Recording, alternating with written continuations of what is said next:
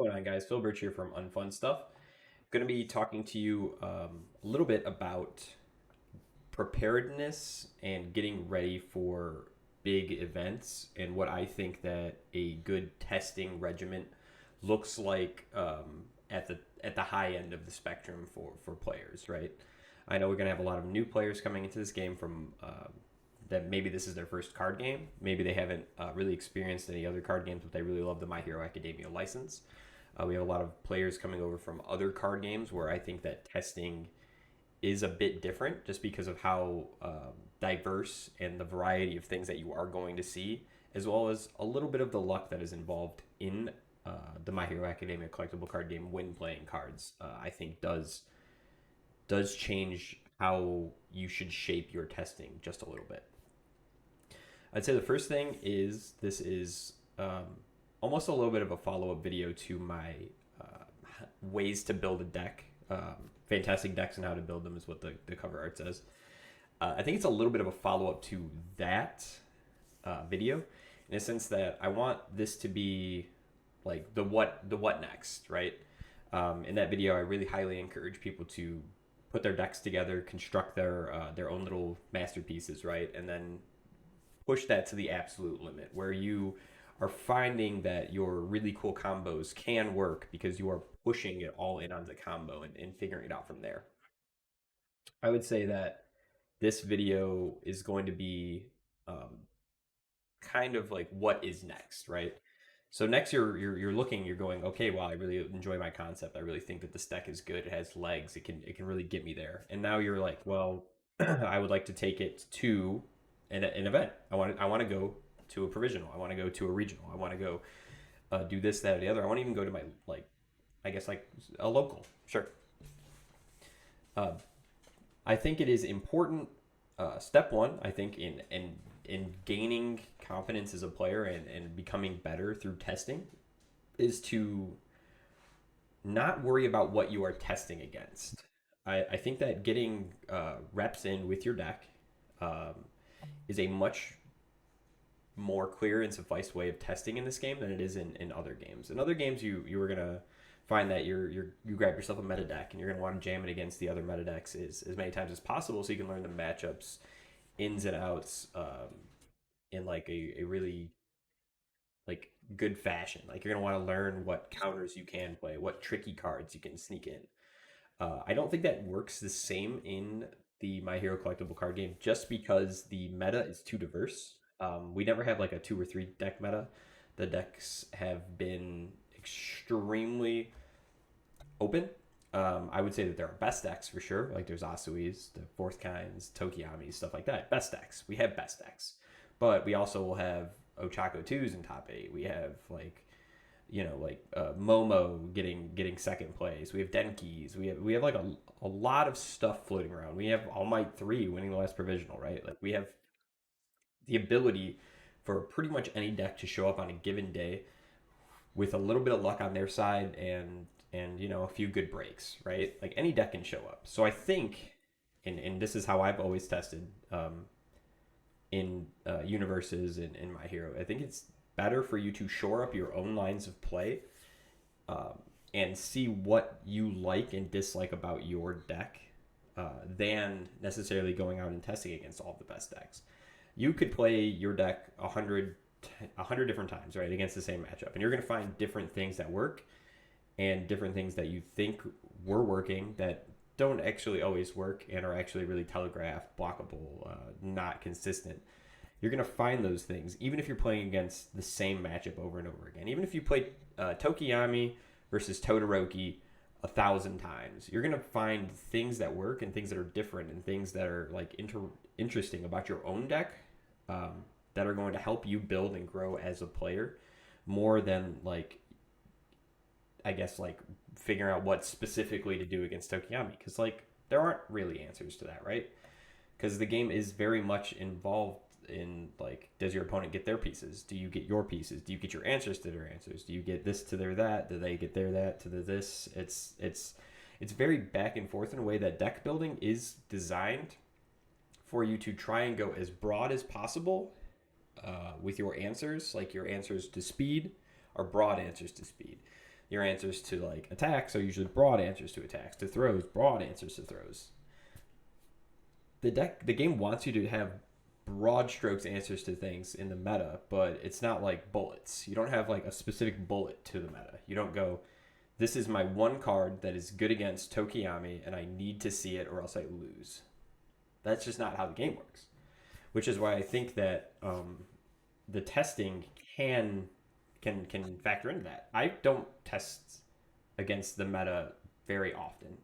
I don't have a lot of friends who want to play fourth kind into me. That's just not our play styles. We don't have a lot of friends that play Tokiyami. That's just not our play style. It's like we don't really do that. I was a Tokiyami guy, so like if people wanted to play against Tokiyami, they would ask me to play them, but I was just testing against whatever. It didn't matter to me.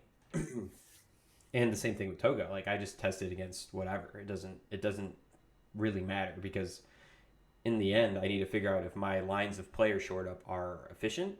I need to figure out if my kill turns are like precise. If I'm finding lethal in most of my turns, or what's going on. If my builds look good, if I'm able to play defense against decks, but it doesn't matter what decks they are because you can die to anything, right? You could lose to Shigaraki, you could lose to Nomu, you could lose to Ida, you could lose to any Ida, and it would be surprising, but it can happen, right? So you just need to make sure you are playing good defense, good offense through your own cards. And that's kind of why this is a build-up video because hey, sometimes your really kooky decks aren't doing those things really well, right? Sometimes you're really kooky all-in strategy, which I highly encourage. I just built a 30 attack deck. I'm gonna have a fun time playing a 30-30 deck, and it's gonna be great.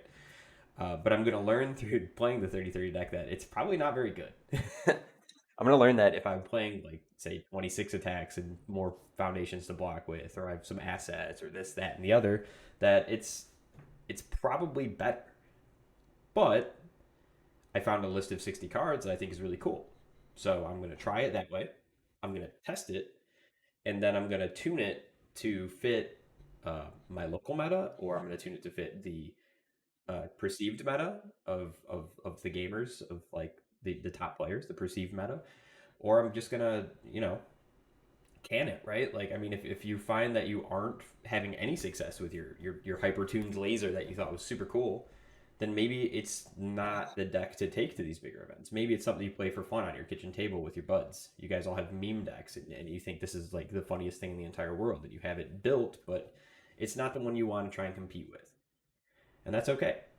Like I said, the game is so diverse that you have so many options that you can play whatever you want, and realistically, you're not going to have too much of a problem with it.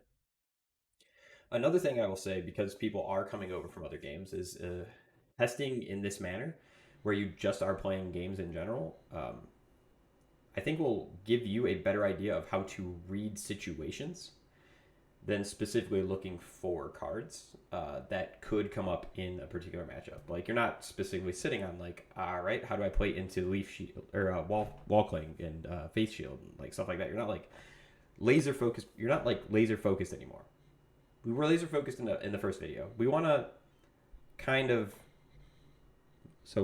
laser. We want to kind of like start spreading it out, right? We want to start spreading the laser out to hit everything. We want to grow our like card pool knowledge. We want to increase our plays. We want to make sure we are making the most efficient play in every single situation, because even I'm not doing that, right? Like there are plays where I just make the worst play, right? I'm like, I look at my board, I'm in the moment, I see a play, and I go, that's what I'll do. And then you back it up like 2 seconds later, and you go, oh, I should have done this, then this. Like the order of plays does matter.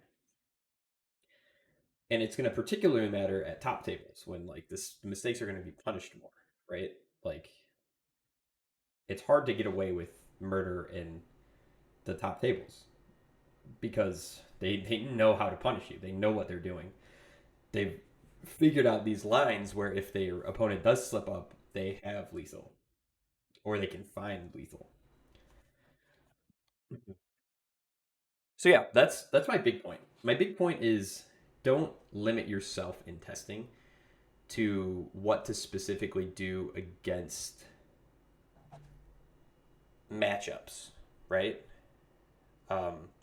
I let Mitchell know, another great player from Michigan, really up and coming guy, great Yu-Gi-Oh player, and he was talking to me about how he tested Yu-Gi-Oh because the metas are more defined, and he has a bigger knowledge of the game, right? Like he's been playing Yu-Gi-Oh forever, so he knows what he should be doing in these situations. He knows his testing should be, how do I beat the decks? Like it should be very focused on, what do I do against the best deck? And he was like, I would never have learned that my own plays were my own plays were subpar if you hadn't told me, because I wasn't looking at my own plays. I wasn't looking at my own perspective. I was looking at what my opponent was doing and how it was impacting me. But your opponent isn't the one playing with your cards, right? They have answers, but they're not going to be the ones sitting there taking advantage of your mistakes, or taking.